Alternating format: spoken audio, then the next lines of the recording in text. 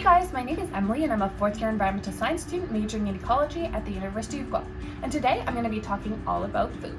So how does the food you eat every day get to your table? Many of the items you found in your everyday home spend many weeks and actually travel thousands of kilometers to get there.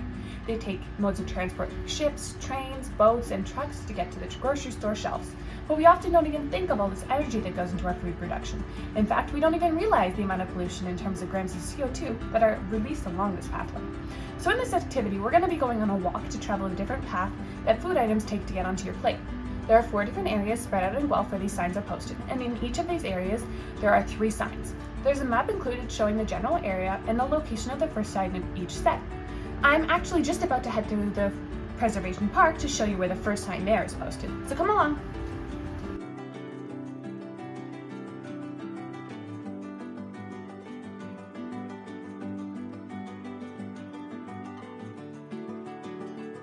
So here we are at the entrance of Preservation Park off of Courtright, and so this is what one of the signs looks like.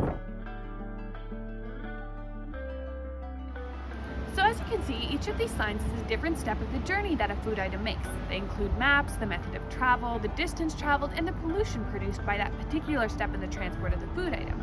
So your overall goal is to go to as many or as little of these sets of signs and fill out the information provided on the worksheet. The worksheet asks you questions about different information given on the signs and to calculate totals at the end for analysis. Alright, so now that we've explained the first part of the activity, it's really important that while you're completing this part of the activity, you're thinking about some of the discussion questions that come at the end. So these questions are, why do you think we import so many food items from countries that are so far away? What are some ways you as an individual can think of to reduce your own carbon emissions related to food and the food you consume? And then also, how can we as a society work to do the same? So now we're going to head inside so I can tell you all about the second part of this activity.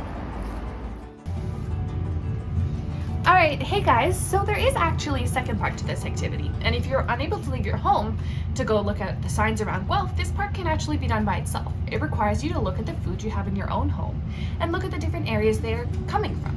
So with me right now, I have a package of strawberries, and if you look at the label on the strawberries, you can actually see that, well, this package of strawberries came from Florida. So then you're going to label those areas on the map, so find just food items in your home. There's also a list included on the worksheet of common food items and where they usually come from when they're shipped to Canada. And so you're going to discuss the different ways that you think those food items got to your table, and then also keep in mind those same discussion questions that I mentioned before, because you're going to be working on those as well. So why do we learn about this, and why is it so important that we learn where our food comes from and are continuously aware of these aspects of its transport? Well, the food system in our country is continuously faced with challenges. The goal of the country is to always ensure food security, which means that we're making sure there's enough food and nutrition for everyone in our country. As well as a country, we also have problems concerning food waste, as a large portion of the food in all of our grocery stores actually ends up getting thrown out at the end of the day. This is due to things like tight regulations concerning when an item can be sold in relation to its expiry or best before date, as well as not great systems to get that food somewhere else at the end of the day if it can't be sold in the grocery store anymore. This further contributes to the problem of ensuring food security, as this means that much of the food we have is not actually ending up on anyone's table at the end of the day. It is also very important to think about the carbon footprint of different food items, meaning the carbon emitted through their production and transport, as we often don't correlate a simple piece of fruit like a banana or even those strawberries I showed you with having a large carbon footprint.